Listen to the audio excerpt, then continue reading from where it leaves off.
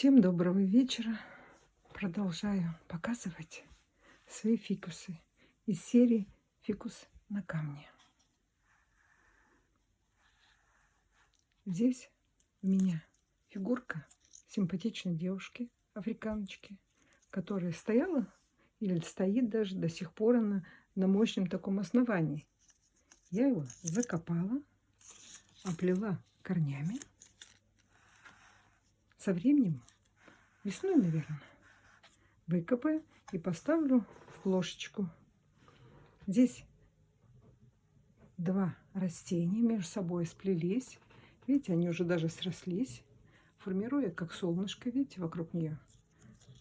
Пошли молодые росточки. Со временем могу тоже так же самое изогнуть эту ветку, и она будет обнимать дальше эту барышню. Ну, как вам? Оцените.